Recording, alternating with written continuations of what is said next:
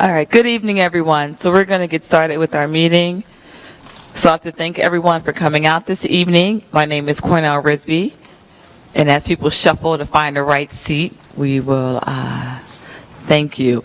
I'm Cornell Risby, and I'm the Queen Staten Island Community Operations Director. So just want to welcome you tonight, and just want to introduce a few staff.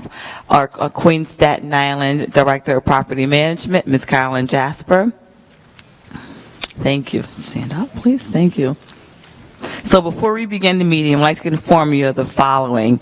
We have available interpreters in Spanish, Chinese, and Russian. They're going to come up now and introduce themselves and explain that we have wireless interpretation equipment that will enable you to hear the presentation simultaneously in Spanish, Chinese, and Russian. We also have sign language interpreters who will be signing during the presentation. So I would just like our interpreters to come forward.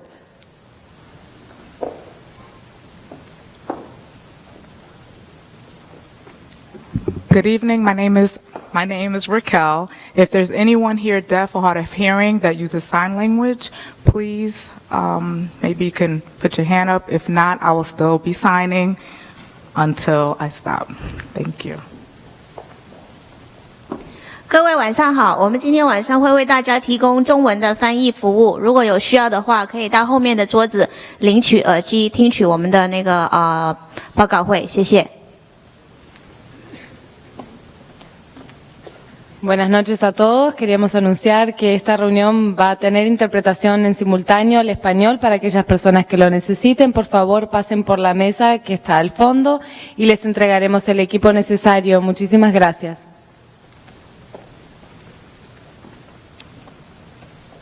Добрый вечер, добро пожаловать на сегодняшнее мероприятие.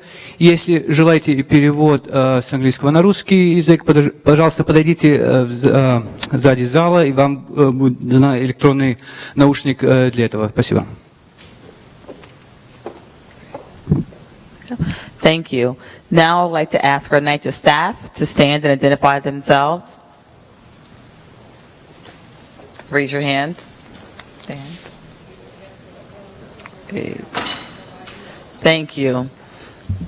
I'm sorry, I'm trying to get this right. So we hope that as many people as possible will have an opportunity. Next slide. Thank you. As possible, will have an opportunity to express their comments. So before we begin, let's go over the following ground rules. If you have a particular personal issue pertaining to your apartment, we have property staff available right outside to address your concerns. So meeting guidelines, let's hear from everyone. No interpretations. Treat everyone with respect. Respect different opinions. Speaker slips are available to register for the open comment time at the end of the presentations. Resource tables have been set up outside with information so that at the end of the meeting, you could pick up information that may be of interest to you. Resident economic empowerment and sustainability, fair housing, family services, etc. In accordance with Section 5A of the United States Housing Act of 1937, as amended, housing authorities are required to develop, with review and input from residents and the general public, an annual plan that outlines its priorities for the upcoming year. As mandated, NYCHA has developed a draft agency plan for fiscal year 2016 and a significant amendment to the fiscal year 2015 annual plan. In order to facilitate comments, the authority is holding 5 town hall meetings during the month of July. Every household should have received a robocall informing them of the town hall meetings and public hearing. Flyers were also posted in every building, senior and community center, and management offices. The flyers were also translated into Spanish, Chinese, and Russian. The fiscal year 2016 draft plan and a significant amendment to the fiscal year 2015 plan were made available on June 26, 2015 for public inspection at NYCHA's principal office at 250 Broadway and on NYCHA's website. Copies are also available at each local public housing development management office, at all community operations, management, and leased housing borough offices, and at 5 designated community centers. The draft plan and the significant amendment to the fiscal year 2015 plan are also being sent to all resident advisory board RAB delegates and alternates, to each TA president and Section 8 RAB representatives. In addition, NYCHA encourages residents, advocates, 2015 plan. The comments will be accepted via fax, through the mail, and collected at each of the town hall meetings. In an attempt to accurately reflect NYCHA's most critical priorities and needs, the draft plan and significant amendment is an evolving document. The purpose of this town hall meeting today is to provide a venue where residents and the public are invited to comment on the draft plan and the significant amendment. NYCHA staff will make brief presentations on the topics listed on the screen. Then there will be an open mic for questions and comments. Please complete a speaker slip if you would like to make a comment on the plan or have any questions. The speaker slips are made available outside, so if you don't have one, you can please feel free to get one prior to the comment section. Now I would like to introduce Carolyn Jasper, the Borough Director for Queens Staten Island Property Management, who will speak about Next Generation NYCHA.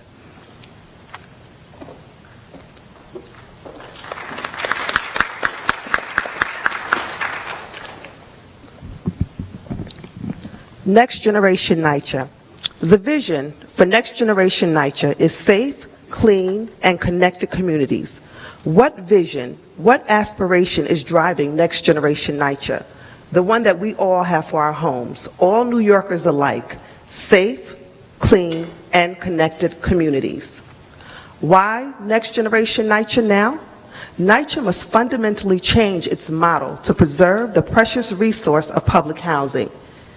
Aging buildings in need of repair, significantly reduced funding from the federal government for repairs, supplies, and renovations, large senior population that is aging in place, low-income families in need of affordable housing. When Chair Olatoye was first appointed by Mayor de Blasio, he gave her two tasks: reset relationships with NYCHA residents, employees, and other key stakeholders. Create a plan to ensure the preservation of NYCHA for the next generation of New Yorkers. So we are here today to share with you our plan, Next Generation NYCHA. The financial situation of NYCHA. Financial disinvestment from federal and state government, huge capital needs, $16.9 billion over the next 5 years, and we are only projected to be funded 10% of that need. Projecting a $98 million deficit next year and a $424 million deficit in 2015. This creates real challenges for NYCHA, creates the conditions that you hear about from residents and in the newspapers, and we don't have the resources to fix them.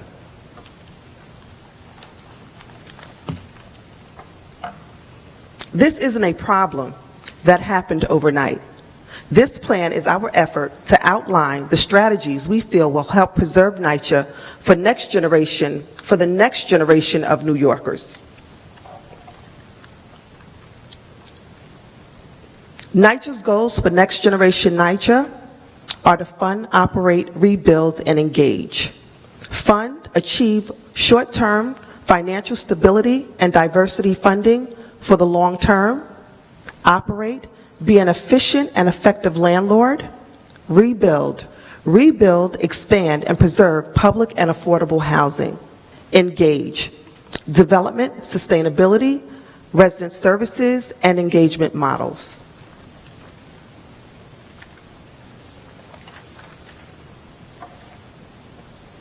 A call to action. Sign up for a focus group. Attend your local police service area PSA 9 meeting. Talk to your property manager. Sign up for NYCHA alerts. Read the NYCHA Journal. Follow us on Facebook and Twitter. Call to action. Sign up to be a part of NYCHA's Next Generation focus groups. We want to hear from our residents. Please see one of our NYCHA resident engagement representatives outside at our resource table who could assist you with signing up for one of the groups. Attend your local police service area meeting. Talk to your property manager. Sign up for alerts. Read the NYCHA Journal. And follow us on Facebook and Twitter. At this time, I would like to introduce to you Bill Crawley, who is our Vice President for Development.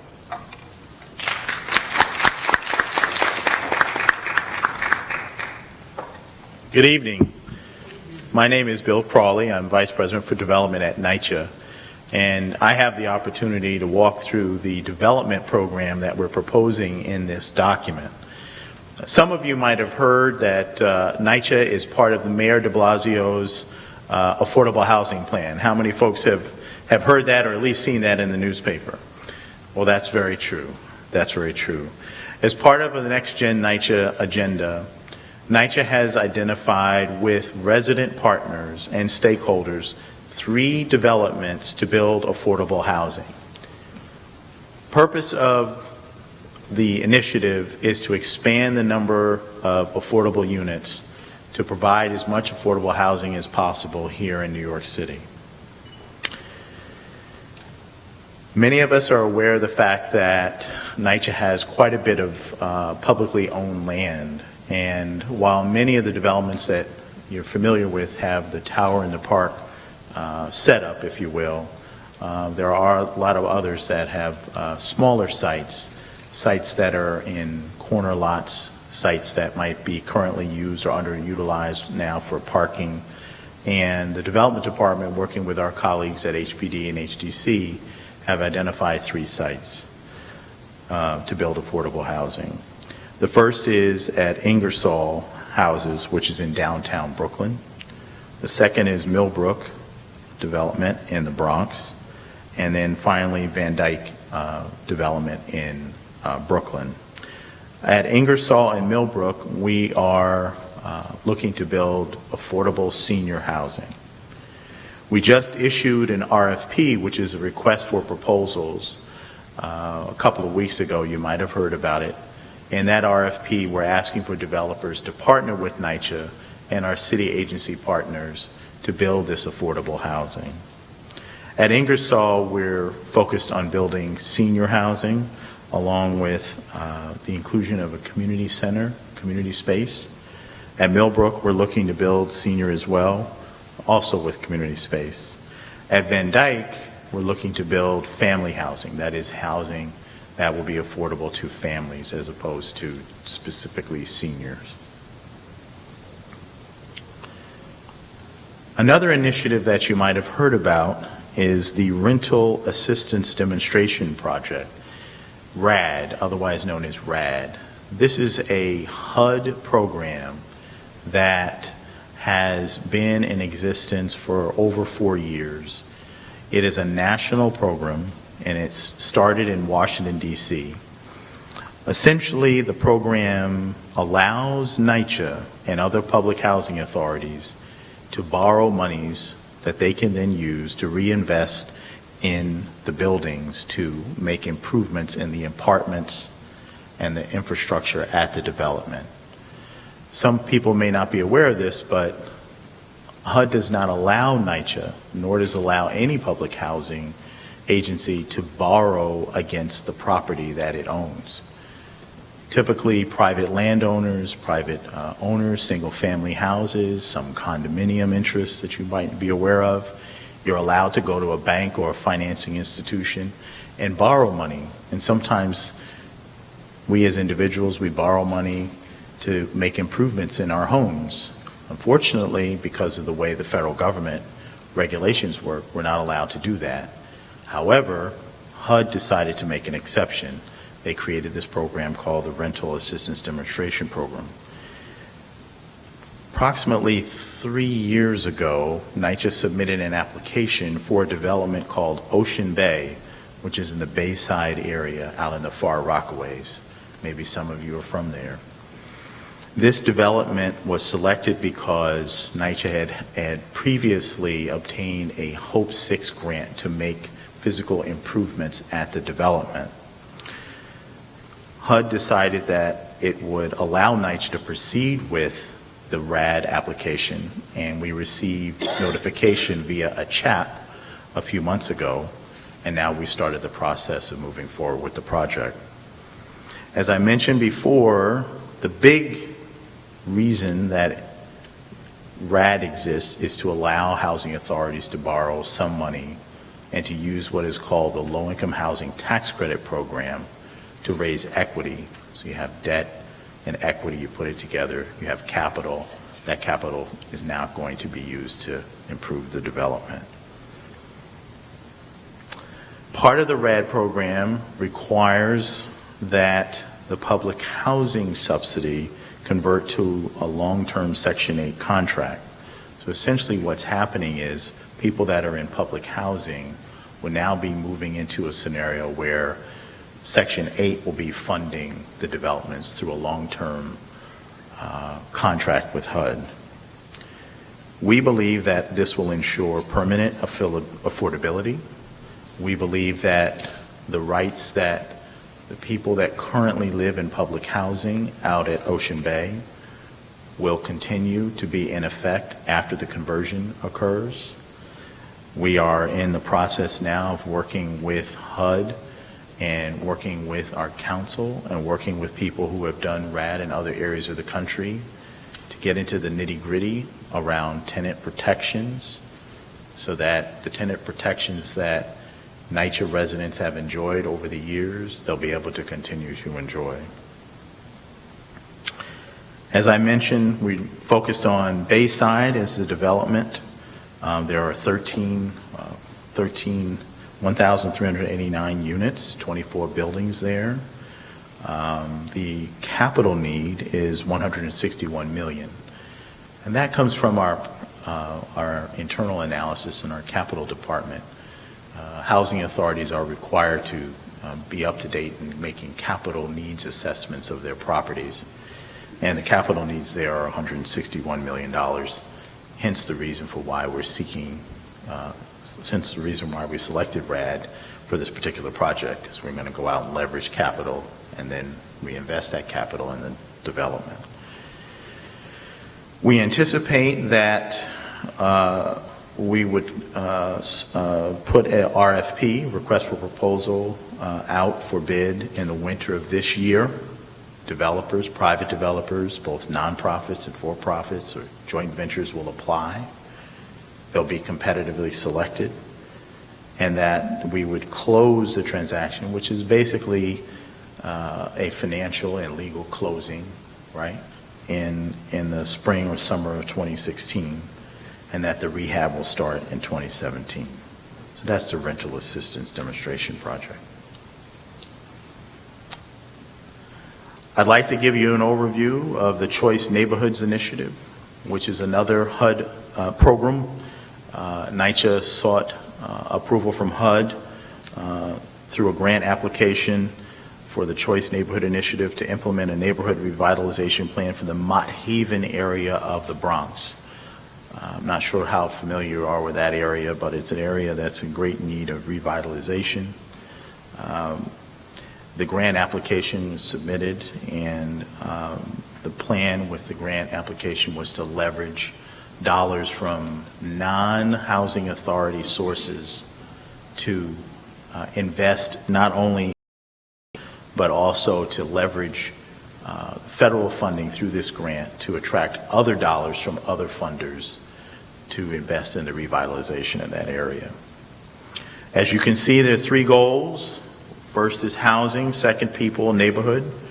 Housing is really kind of in my wheelhouse. It talks about rehabbing the Patansis developments, building new affordable housing, preserving public housing.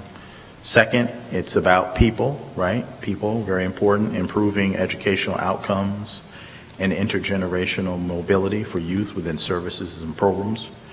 And then last, we're talking about neighborhood revitalization, which is which is a term everybody uses in community and economic development, but essentially what we're trying to do is take dollars and leverage those dollars to try to strengthen existing organizations like the United Way and other service providers so that they can increase the services that they provide to the residents, not just the residents of NYCHA developments, but the people that live there in that neighborhood.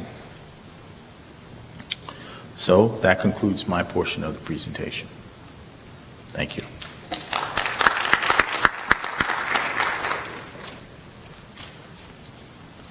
No introduction? Yeah, good evening, everybody. My name is Brian Clark. I'm the Senior Vice President of Operations for Property Management. And how many people here tonight? I can see how many staff we have here. How many residents do we have here tonight? Show of hands. Okay. Well, first off, thank you for coming out and taking time out of your evening to come down here. I can see that you guys are definitely invested and care about the Housing Authority, and so do we, and that's why we're here tonight to share information with you about the agency. And what I'm doing here is I'm going to give you an update on what we call OPMOM, but it stands for the Optimal Property Management Operating Model. That's the first time I've said it right so far. So, for those of you that were residents, I'm sure you can think back when, and if you've been residents for quite some time, let's say going back 15, 20 years, you probably remember the days when really the manager and the superintendent truly ran the development. And there weren't so many decisions made downtown and resources controlled downtown by a central office as we do now. If you were to look at an organizational chart from 20 years ago to our current organizational chart, you'd see a whole lot of layers, and in particular, you would see that within property management. So with our OPMOM pilot, and this is part of our overall next-gen strategy to become an efficient and effective landlord, you would see in the organizational chart for our OPMOM, we've eliminated layers. We have a director, regional asset manager, and then we have the property manager. And what we're really trying to get back to is having the resources, the responsibility, the decision making at the local level where we're really delivering the services. So those folks that are responsible for the services also control their resources. So what we did in launching this pilot, and it just started in January, so we're really just getting started, and the intent tonight is to really give you an update on it, is we did extensive training for our property manager, Staten Island, and the next slide, we don't have to go to yet, we'll actually, things work and things that we learned through this program, we plan to bring out to our other developments, immediately. So eventually you're going to see no matter what, you're going to see the Housing Authority operating with less layers soon, and hopefully that's going to mean better service for everybody out there and more cost-effective operations. So what we're trying to do in OPMOM is really empower the property manager. We've actually this year, with their budget, we've allowed them to make decisions on hiring staff. So after reviewing it, seeing what they had available, they were actually able to change their budgeted headcount for their developments. And so they actually hired more caretakers, and they were able to hire more maintenance workers. And at 11 out of the 18 developments, already we're seeing return on that because they have much, much lower service levels, not only from our target, but also from where we are overall as an agency. So we're seeing some good return on that early on. So we've trained the development staff. We've actually hired up the janitorial and the maintenance staff. And so the next step in the project is skilled trades. So we're going to allot skilled trades to these developments. Going to assign them locally, like painters and plasterers, if it's within their budget. And we're going to let them plan their work on their own as well. We're also launching a number of pilots where we're trying out different ways of managing our properties. For example, dispatching workers right now in elevators and ESD. When we assign a work order to staff, they're actually put into our computer as assigned. There is live communication with them on the radio saying that, okay, I have work order, number blah, blah, blah. I'm going to be in apartment 5C. They start the work, and as soon as it's done, they call it back in, and the work order is actually closed out. For the rest of the agency, right now, the way that works, it's on paper, goes and sits on somebody's desk, and can sit on that desk, for weeks, which, when we're taking a look at our data and we're trying to make decisions on it, if you don't have all the information there, you may not be making the right decisions. Also, what we're doing, trying out at the Opmon properties, is what we're calling One Call Now. And what that is when we have a repair that requires multiple work orders. So I think everybody, our residents here, are familiar with, we have parent work orders and then we have child work orders. And when we're reporting out, we're kind of reporting out on an individual work order basis, and we plan the work, we're actually scheduling the work as the work is completed. So for example, if we have a wall break, the first responder is a maintenance worker. Maintenance worker goes out there and assesses it and says, okay, we need a plumber. Then we go back, we create a plumbing work order. The resident has to call up, get a scheduled date for the plumber, right? And then once the plumbing work's done, then we have to schedule a plaster. So then another work order is created, and you have like a temporary, either have poly or a heart or masonite put over that hole until we get a plaster out there, and that has a date, 3, 4, 6 months, even 8 months out sometimes, and then you have to schedule the painter. And what we're doing with our One Call project is, once we go into that apartment unit, we're planning out all the work and then working out the schedule with the tenants. So you're going to know up front when your work is scheduled. So we're going to tell you, yep, the maintenance worker went in, this is what we found, so then we have to schedule the plumbing, the plasterer, and the painter. These are the dates that we have available for it. Now those will still be some gaps in between the work, but it's not going to be months at a time. And hopefully we're going to get to a point where we're going to be able to do that all, like Tuesday, maintenance worker, Wednesday, plumber, Thursday, plasterer, and then maybe some more plastering on Friday, and then finishing up painting Monday, Tuesday. But that's where we're looking to go. So we're trying out a lot of neat things at the Opmon developments. We're seeing some good progress at the majority of the developments. And another key piece of the Opmon project is really engaging our residents and engaging our resident leadership, and also assessing performance. So we want to make sure that the manager and the superintendent are meeting regularly with the TA president, that issues and concerns that the TA president have is part of our overall plan for repairs. And if we have some discretionary dollars that we can use to do things at the development, we want to make sure that we're discussing with the folks that live there. We actually have a report card that we've created for the Opmon developments that we're going to bring to all of our developments. We focus on one each month. I sit down, I review with the property managers how they're doing financially, where they are with their overall overtime budget, where they are with their contract budget, their budget for materials, supplies, how they're doing with rent collection. And then we have a section on really maintenance and repair, so how we're doing overall with closing out maintenance work orders and our skilled trade work, as well as preparing apartments. And then there's a piece that's new, that's on customer service. So the actual TA president is filling out a report card on the development each month on how they're doing with janitorial conditions, any issues or concerns that they have, and we actually score it and review it right then and there. And then the fourth section of the report card focuses on staff training and safety, making sure that our staff is attending the classes that they need to, and really seeing how we're doing overall with injuries. So if we go to the next slide,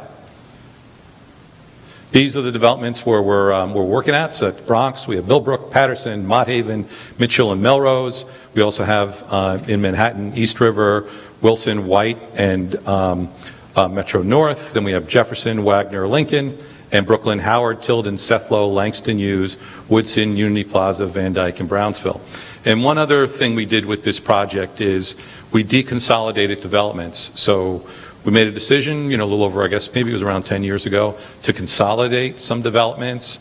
So what that meant is that if they were geographically close, We closed down management offices and created one management office for maybe 2 or 3 developments that were in the local area. From what we saw, the feedback we've gotten from our residents and overall performance, we're seeing that has been a real problem for us. And so what we did is, for 3 of the developments here, we actually deconsolidated. We're actually have to renovate some management offices, so some folks are actually doubled up right now. But we're deconsolidating and we're measuring that. Hopefully that works out and it makes sense. We're going to be able to do that throughout the agency. So that's the update on OpMom. And so if we go to the next slide, part of the overall annual plan, town hall meeting is to discuss significant policy changes. So one policy change that we have up for comment and review is on our eligibility, selection, and admission policies. So what we're proposing to change is overall the sorry about that, is the overall priority that we have for reasonable accommodation transfers. Right now, in our system, they're a T3. Our highest priority is a T0, then T1, then T2, and T3. So that means if somebody has a mobility impairment, let's say, something, unfortunately something occurred to them, and they're limited to a wheelchair, and they're in a 3-story walk-up, we would put in for the transfer form, they would be a T3, and it wouldn't move. I mean, our vacancy is very low, as everybody knows, and if anybody's ever put in a transfer, you know how long it can take. So what we're proposing to do for reasonable accommodations, to move it to T0, and that way we'd be able to move those transfers much quicker. This is something that HUD recommends. We're going to comply with the recommendation, and we're proposing to upgrade the priority. Okay, so if you have any, feelings about that, feel free to comment today, or you can submit them, directly, online or in paper here. Okay. With that, I'd like to introduce the woman who controls our finances, and someone I try and be nice to as much as I can is Georgiana Okajore, our Director of Budget. Thank you.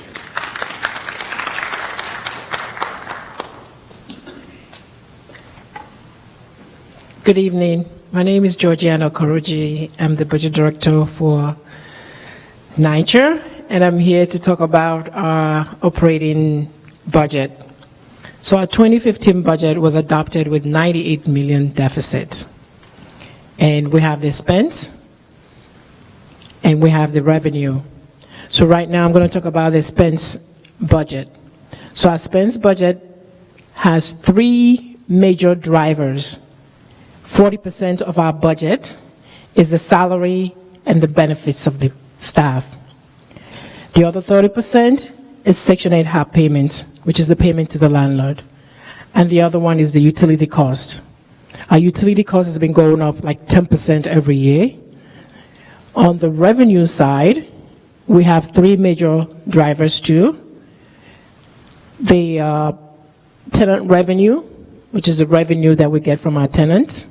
Operating subsidy, the revenue from HUD is 30%, and Section 8 payment. So you can see that our expense total was 3.2, and the revenue was 3.1. And of course, that's how the deficit came about. Next slide.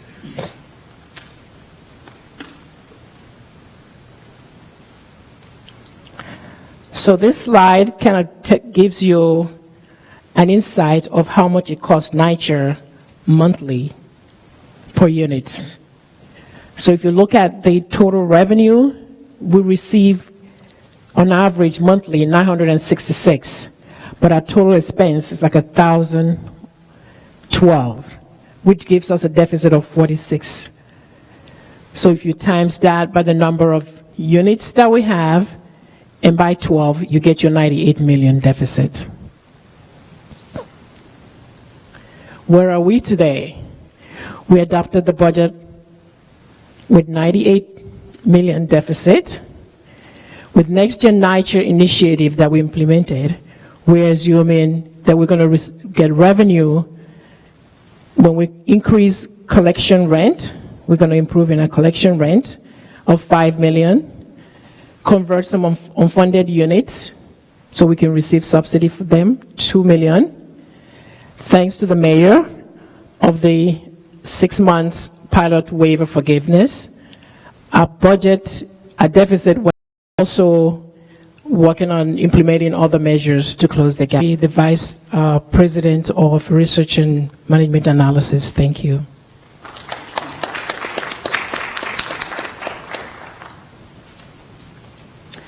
Good evening, everyone.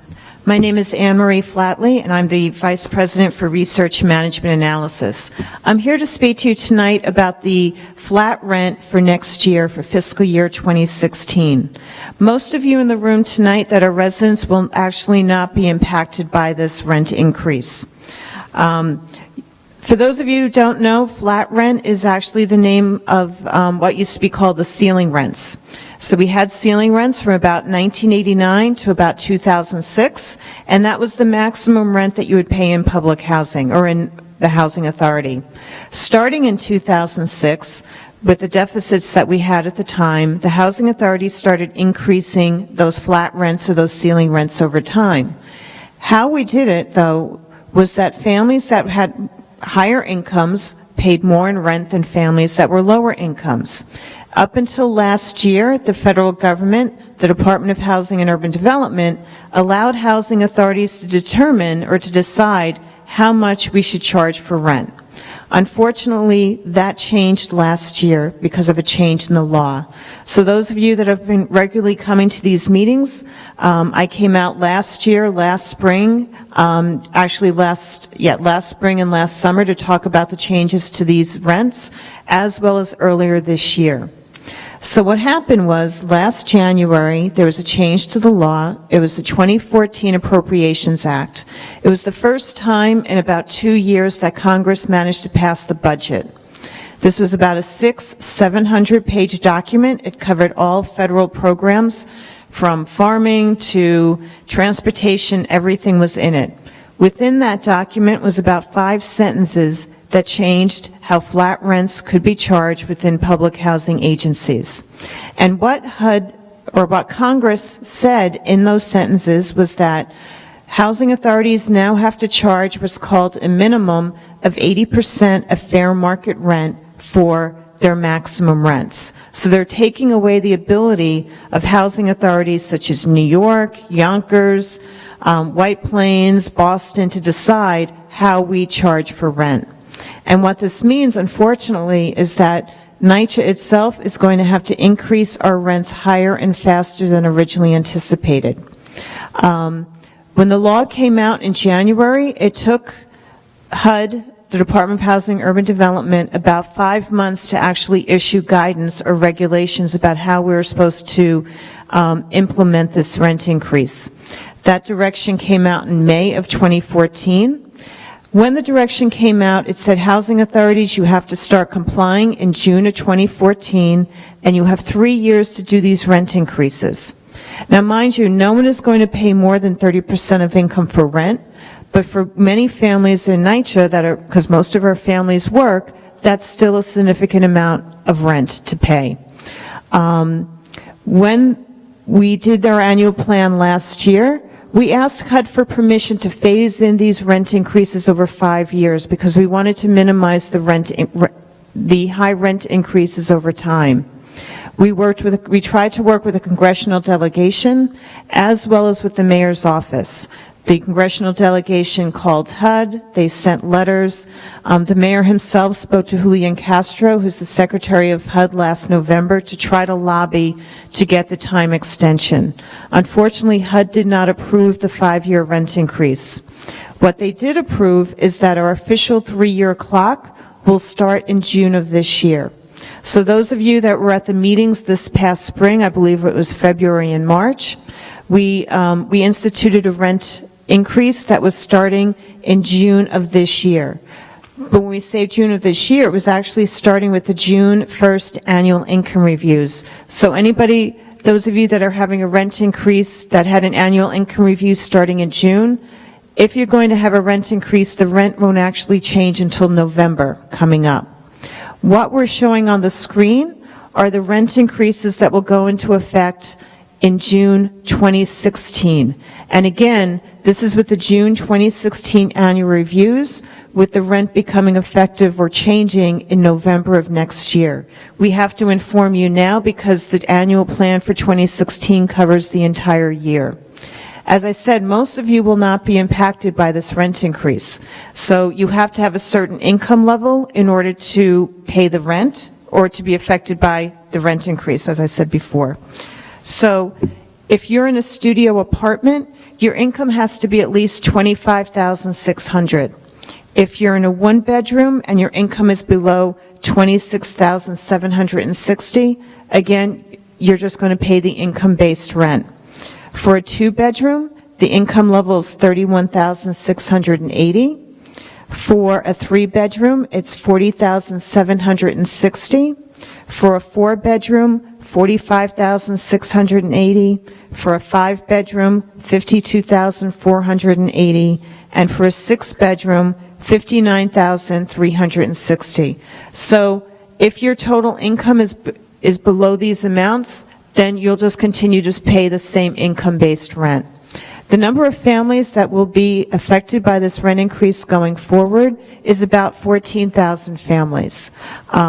What will happen is that we'll do the calculation, their income for rent, and our computer system compares the income-based rent at 30% of income versus the flat rent, the new flat rent. And the computer system automatically chooses the lower amount.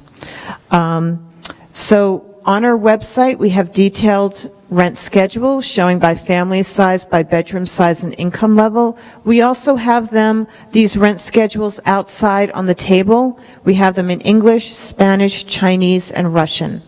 And I understand that, it's kind of personal to talk about what your income and your family situation is, so I'm happy to answer questions either directly up here or when we come to the question period, or I'll be happy to speak to you offline directly. We'll be here till the meeting's over. So at this point, I would like to introduce Ronnie Carrera from Capital Projects.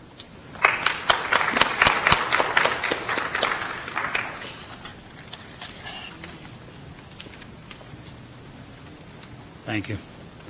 My name is Ronnie Correa, used to be a deputy, Director of Quality Assurance in Capital Projects Division.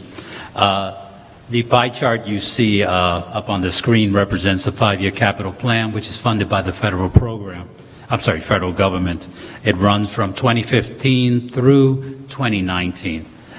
You can see the majority in I guess that's blue, is for brick repair, window repair and roof repair. And that's pretty much about half of the allocation. The total pie chart is $800 million. Okay? So we have half of that going for the envelope of the buildings, which is what we focus on right now so we can make them waterproof so we don't have leaks. And that's our first start in construction, to make the structure watertight.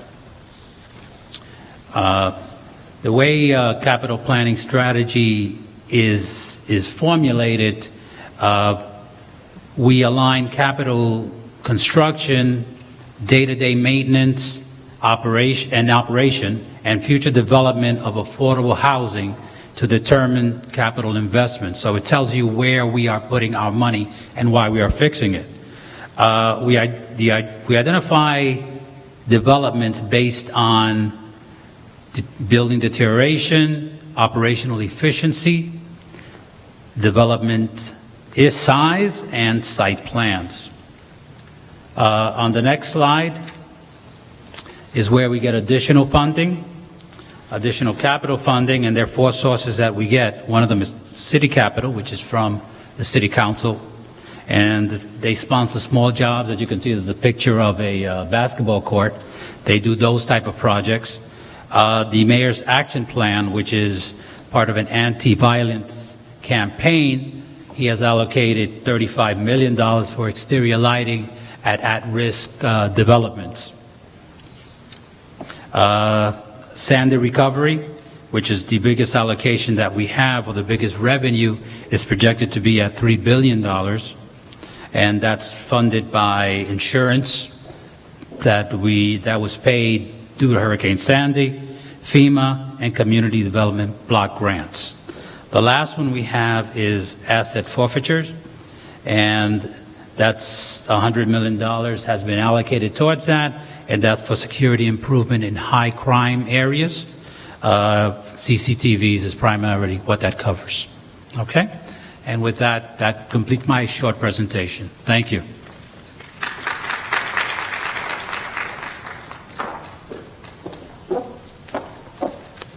Thank you to all of our speakers. Also, I would like to take this time to introduce one of our TA presidents who arrived after we began the presentation, Ms. Claudia Koger from Astoria Houses. Welcome. So we hope that as many people as possible will have an opportunity to express their comments. So before we begin, let's go over the following ground rules. If you wish to speak, you must first fill out a speaker slip. So I think I showed this earlier, so you want to make sure we have all your comments on the speaker slip. They're available in the entrance at the table marked speaker sign in. You'll please line up at each of the microphones in the center aisles and wait for your turn to speak. Each speaker is allowed 3 minutes to speak. On the stage, you will see a timer with 3 lights. When you begin to speak, the green light will be on and the timer will begin to count down. When the yellow light is lit, it means that you should start to conclude your comments.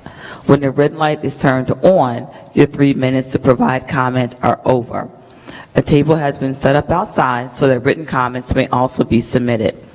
Numbered speaker slips are non-transferable, and if you are not present or do not wish to speak when your name and number is called, you will forfeit the opportunity to speak. The town hall is being recorded and transcribed by a stenographer, so please speak only from the microphones in the aisles and identify yourself and your development or affiliation. Remember, we are here to comment on NYCHA's fiscal year 2015 draft annual plan. Any personal comments on, criticisms of, or oral attacks on NYCHA personnel, resident representatives, and public attendees, or any demeaning, discriminatory, or ethnic slurs or vulgar language will not be tolerated. I, as the moderator of this evening's meeting, reserve the right to immediately move on to the next speaker online if any comments are deemed inappropriate. The moderator on the stage is in charge of the town hall. Please be considerate of your neighbors and obey the moderator's directions. We are here to consider issues that are of concern to everyone, not issues that concern only a single resident or individual. If you have an issue that concerns only you or your apartment, we have tables set up outside specifically for that purpose. You may fill out a resident response form at the table outside marked resident complaints. We have general information tables available outside as well, where leaflets and flyers may be displayed. Resource tables have been set up outside with information, so at the end of the meeting, you can pick up information that may be of interest to you. So now I'll receive the speaker slips.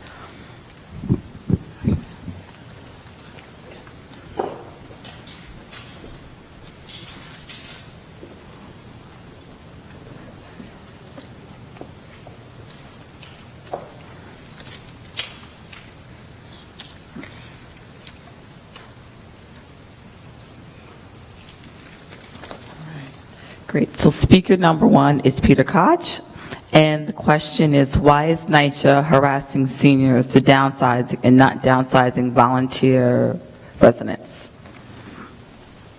Close enough. My name is Peter Koch, a resident from Pominock Houses, and it's appropriate when it's looking on page 16, proposed changes to eligibility, selection, and admission policies. It appears that NYCHA is going hot and heavy after senior citizens living in apartments that they no longer have the family size to live in. We do have some senior residents that are voluntarily requested to downsize, and we're caught in the system and a round robin rule, and when paperwork is submitted, housing is not paying attention to the paperwork and offering apartments on other floors. So my question basically is, what's going on? Okay. So if we have Brian Clark, our Senior Vice President of Operations. Hey, Peter, good to see you. So with our right-sizing policy, I just want to, what I'll do is I'll review it for you. If, first off, a condition of the lease actually requires right-sizing. If a person is extremely underoccupied, right, so that means they have 2 rooms more than what is required by our occupancy standards, then they're going to be required to move, right? So, and we will follow up with, tenancy action. But if somebody has a reasonable accommodation, so if they need, a room for a caregiver, or room for equipment, or whatever the reason may be for a reasonable accommodation, they can apply for that, and it will be reviewed by the appropriate folks. If somebody is underoccupied, we will notify them of their condition, right? It's part of the annual review, but we do not enforce, transfers. Folks that want to voluntarily transfer, that's great. The thing is that we have a very low turnover, a very low vacancy rate, so it can take some time for us to actually transfer folks because of how few units actually are freed up each year. I mean, our vacancy rate is right around 1%. We turn over about 9,000 units a year out of our 178,000, and if you're familiar with our TSAP program, 3 out of every 5 vacancies will go towards transfers. So some of those are going to go towards folks that are overcrowded. Some are going to go to those that are underoccupied, and then we're going to have need-based or emergency type transfers. Then the other 2 rotations will go to applicants from the outside. We have close to 300,000 people on the waiting list. So thing is, it does take us quite some time for us to transfer folks, but that's our policy. We are going to be launching, a pilot, this year where we're going to be incentivizing folks to go on the borough-wide list in order to right-size. So there's going to be information out on that in the next couple of months. Just regarding the paperwork for transferring or paperwork in general, part of our next generation strategy is to become more digital, really leverage technology. So one of the things that's going to be available in the very near future is the ability to use e-service to be able to electronically request transfers, and so that way you're not going to have to deal with lost paperwork or transfers going to nowhere. So we think that's a step in the right direction to improve customer service. Okay. Great. Thanks, Brian. And our second speaker is Brenda Gurley, I apologize. Thank you. My name is Brenda Gurley. I live at Palmernock Houses, and I'm going over some of the things you were talking about. The managers give out flyers when there's meetings, and look at this. This shows you that the managers are not giving out flyers. Look at, there's more of y'all here, employees, than tenants. And another thing is, I got my flyer yesterday. Any information, we do not get it on time. In my hallway, the flyer I got was about the farmer's market or the dinner they having. Any information on meetings, we do not get it. Another thing I want to address is the rent. Now, I know y'all say y'all went up 30% on our rent. The rent is too damn high.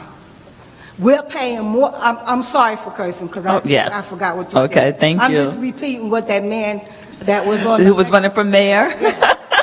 But what I'm talking about, the rent is high. We're paying more than some people that are in co-ops and in Mitchell-Lama buildings. Okay, and my income, I'm retired, is not going up. Now I did the formula with her. My rent is high. I can't even afford cable. Our car fare done went up to $275.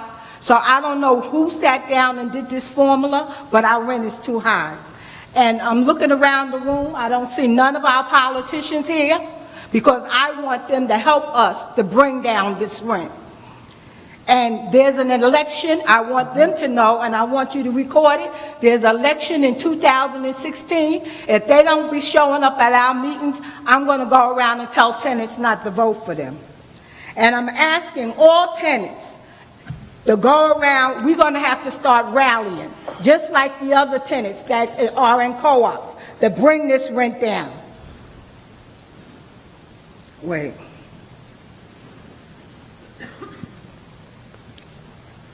And we can start our own rally. We don't have to go to Manhattan and rally. We can all rally in our different projects. And we tenants need to get together and stop this nonsense where manager, when they get an attitude, they only put flyers up in certain buildings. And about the other stuff that's going on, I'm going to put in other comments because I want to read up what's on more of the information, so I can put in my comment. Now, you did discuss people with disability. We, as disability people, I'm on disability, and I have a number in with housing for disability. We had our windows done. They said they was going to give us a number of days of notice for our windows. They came to me Tuesday to do my windows Wednesday. I asked them specifically, are you going to remove my curtains, this and that? Yes, we do. When the men's came, they didn't want to do anything. So I said, well, then you're not going to get the windows done, and then I'm going to go to court.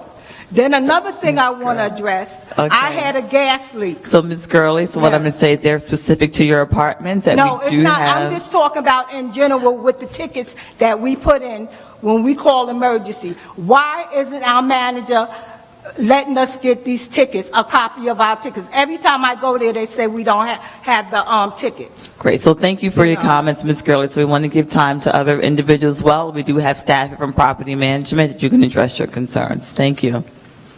And Anne Marie will address one of your comments.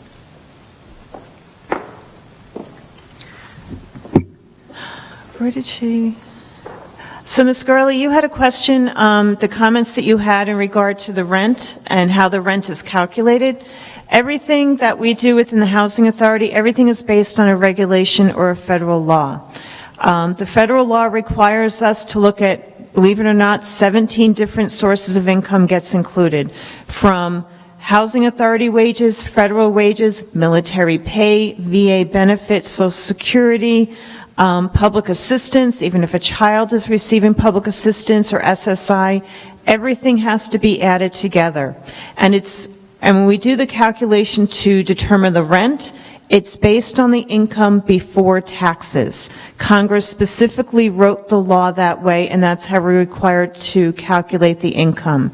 So if there's going to be a change, in order to change how we do that calculation, any change has to go through Congress. So we'd be requiring, to contact whoever your local congressional delegation is out here in Queens, the Senator's office, Gillibrand and Schumer. It will require a change to federal law. And unfortunately, it affects the New York City Housing Authority the most. As I said before, we have probably the highest percentage of working families among all housing authorities. Nearly half of our families work. The ones that don't work are on pensions and Social Security, and that income gets counted towards the rent. Our average income, as low as it is at $23,000 for New York City, is about double what the national average public housing income is. Recently, there was an announcement that HUD is going to be providing subsidy or funding for, I believe, Wi-Fi in a number of housing developments here in New York, as well as across the country. And some of those articles have noted, the news articles have noted, that the average public housing income is $13,000. So when Congress wrote these laws about how to calculate income for rent, they were not taking into account New York City and our working families, because unfortunately it's a double whammy. Because we live in New York City and New York State have some of the highest taxes in the country. So we're really affected by the way we're forced to calculate the income for rent. As I said, we did try to get the rent increase phased in over 5 years. We were actually able to get it over 4 years because our official clock is starting this year, this June, with the rent actually changing in November. In most places across the country, they actually started this on the first day, June 1st, 2014. So we are trying to work to minimize the impact to the residents, but unfortunately, it's the way the law was written as well as the regulation that we have to comply with. So.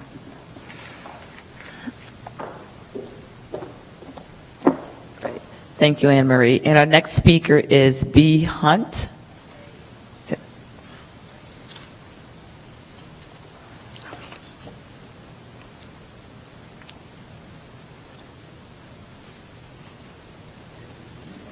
Are you going to come?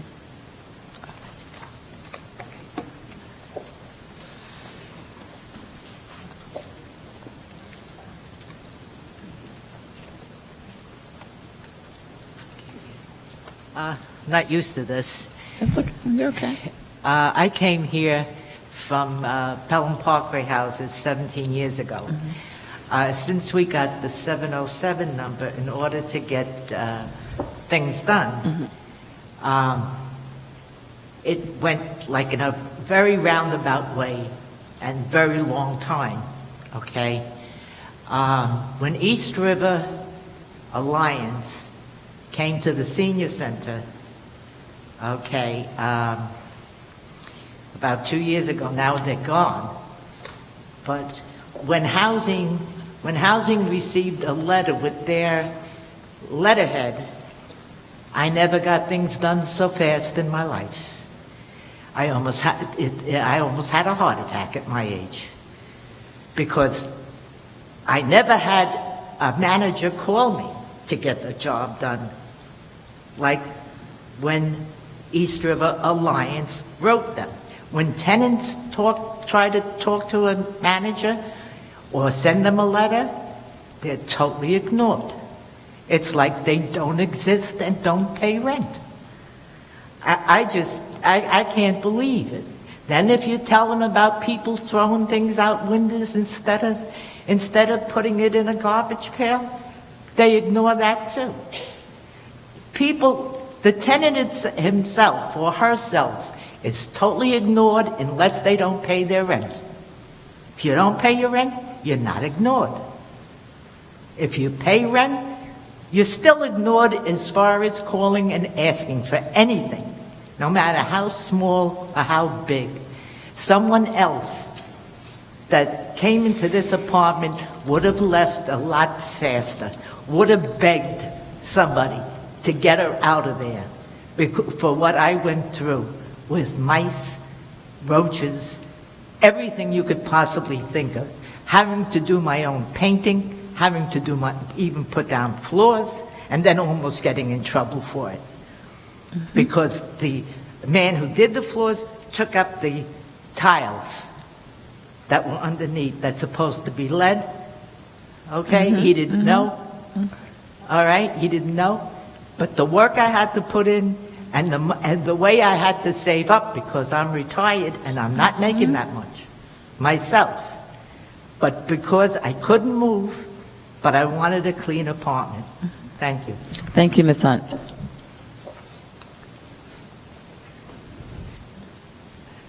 So our next speaker is, and I apologize, I'm trying to read the name here, Bellini. I can't read the last name, I'm sorry. I can't even see it.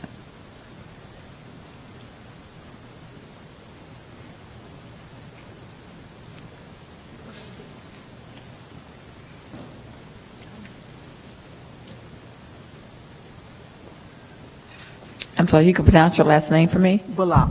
Bullock, okay, Yes, thank you. My name is Belina Bullock, and I live in Promenade Housing, and I have a complaint because there is no communication between the tenant and the office. Okay. They don't want to talk to us when you call down there, you know what I'm saying? And in my building, we have a compact where you put the garbage at. They put the garbage bags there, you know, the black bags there, and they don't give us no explanation about why it's there, how long it's going to be there, or anything. And I went down to the office and I spoke to them, and they said, this is the new norm. Okay. This is the new norm, you know what I'm saying? In the meantime, you know, people have seniors, they, I don't know, baby diapers or something, they put in the Trash? Incinerator? In those garbage bags, because Yes. they got the garbage bag on the outside. We can't put our garbage in the incinerator no more, in the compact, you know what I'm saying? And it smells. And roaches comes in your house, you know what I'm saying? And I tell them about it. They said this is the new norm. Okay. And also, I wanted to complain about the elevator. The elevator is not being cleaned. We have to get on the elevator, people urine on the elevator, and we tell the office about it, and the caretakers, they don't do nothing but complain. When we tell the office, and they pull the ticket, they say that it's been done. It haven't been done, they just pull it, you know what I'm trying to say? And another thing I want to say about the housing, you all said you had some senior houses in different places, Brooklyn and the Bronx. So here in Promenade, since we don't have no senior housing, why don't you let the seniors live in certain buildings for seniors? You know what I'm saying? Design certain buildings for seniors, this way we won't have to listen to all this music, because I don't like a lot of music that they be playing, and all this stuff, you know what I'm saying? And, I mean, there's certain buildings that seniors could have, since we don't have no, development for seniors, you know what I'm saying? And, So we want to let Ms. Bullock answer at the microphone, okay? yeah, and they be throwing things out of the windows, you know what I'm trying to say? It's terrible, and you tell management about it, this is the new norm. So I hope you all can do something about it, especially the elevator. I'm ashamed for people to come to my house because they have to get on the elevator, and especially weekends. They said they don't do it on weekends, you know what I'm saying? We don't do Monday, Tuesday, and when they do it, they just go over with a dry mop. They don't put water on the floor. You ever heard of things like that? Okay, that's what we're going through here in Promenade. So thank you, Ms. Bullock, and we do have property management here this evening to take your concerns. They're at the back table. And the director, and Brian Clark. I just want to just clear up that that's not the new norm that anybody wants. All right, so we talked a little bit about our next generation NYCHA plan, and it's all about safe, clean, and connected. And I'll be the things that you described about compactor bags being left inside the building, out in the hallway. It's not supposed to happen. Now, the Pampers, garbage being thrown out the window, unfortunately, that is a phenomenon here at the Housing Authority. It's not limited to Pominock houses, it's at many of our developments. And that's one of the things that we need to, where we can, enforce it. If somebody is going to report a particular, apartment, to us, that's helpful. I know a lot of folks have concerns about being witnesses, witnesses against that. So the thing is, I don't want to have like a dialogue back and forth with you because we do have other folks here, but if there's enough time, you can come back up and we can talk a little bit about cameras. But I just wanted to emphasize that it's not the new norm. But one of the things that we need to do, because fundamentally we do not have enough staff at our development, we have limited resources based on our existing budget, and that's why it's so important that this next generation plan is a plan for for today, tomorrow, and the next 10 years. And that's where we really need to become financially sustainable so that we can have the resources so that our developments can be better maintained. But right now, what you've described is not acceptable, and property management will definitely follow up on that. Thank you. Thank you. And our next speaker is Claudia Koger from Astoria Houses. And the question is, are there any other income to local property managers beside rent? If so, how is it allocated to subsidize the budget? But you may want to add a little bit more to this. Thank you. Good evening, everybody. Yes, that's my question.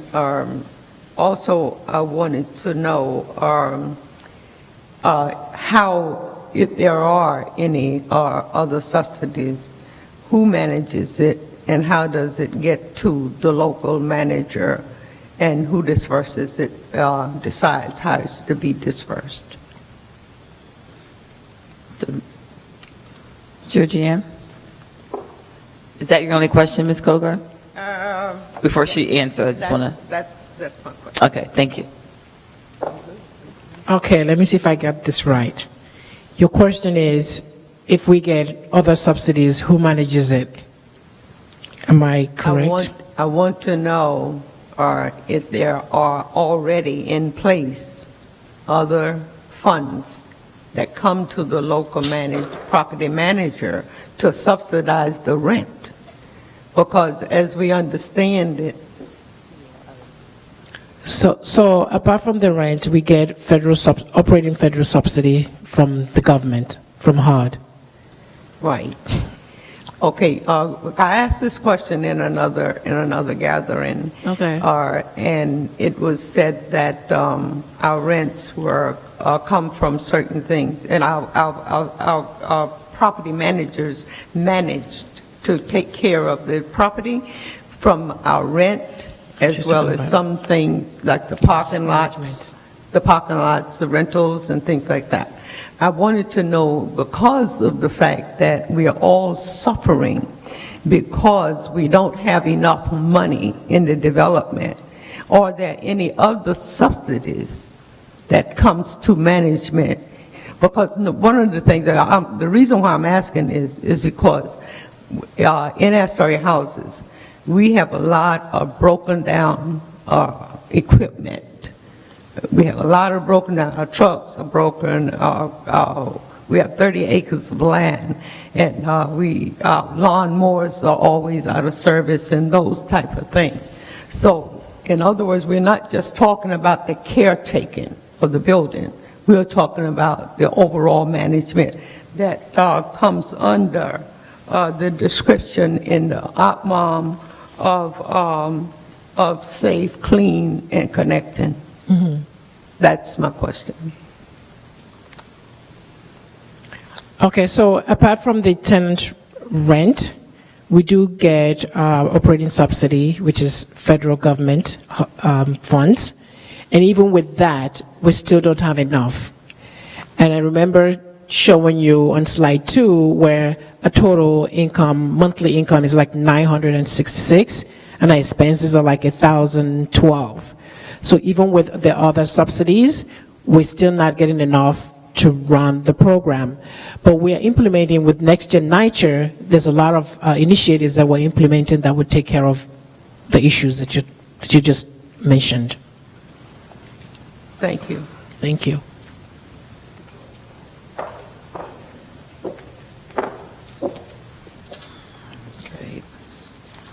And our next speaker is Doris Jacobs from Redfern Houses. Question, what happened to the idea of key cards for entrance doors? And the development needs new windows and ones that have washing. Seniors can't wash the windows, they need drying racks in the bathrooms. You want to add a little bit more, Ms. Jacobs? Yes, good evening, everybody. You're going to have to use the microphone, Ms. Jacobs. You're going to come a little Good closer. evening, everybody. It's good to see people that I haven't seen for a long time. We need new windows, or the ones we have need washing, because sometimes you can't hardly see out of the windows, but they've been there for a long time. And as a senior, I'm 82 years old, I cannot be hanging trying to wash windows. And I think it's time. We haven't had new windows since 1982 or 3. That was shortly after I moved into Redfern Houses. Another thing, dryers. When residents move, you take the dryers out the bathroom and you throw them away.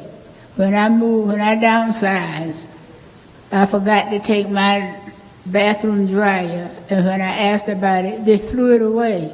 So how am I supposed to dry my clothes? We're not allowed to have dryers. So how are we supposed to dry our clothes? I think that's something that should be looked into. And because a lot of seniors can't get to laundromats. And there was another one I had. That was it. And the key cards. They talked about key cards just before I left office.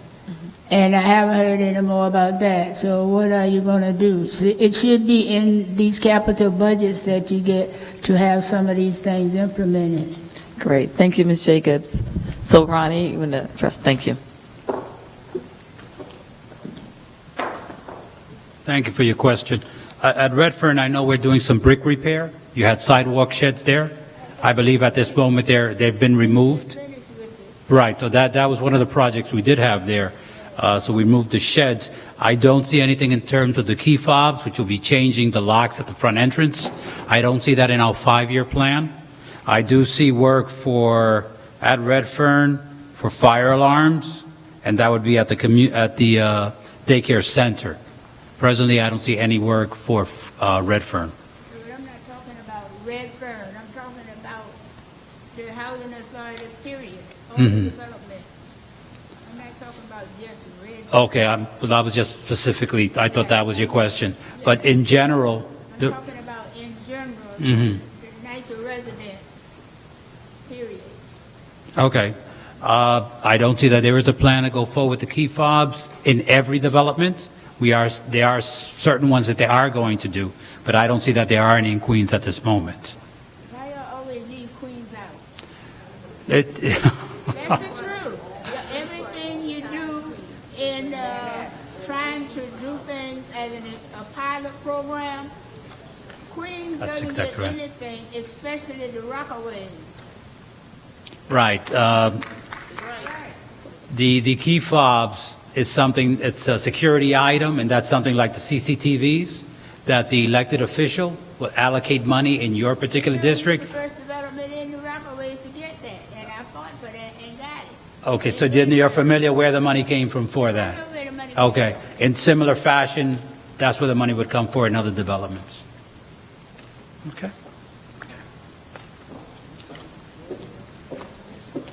Great. Thank you, Ronnie. I don't think we have any additional speaker slips, or this was it? Okay, great. Cynthia, you want to add?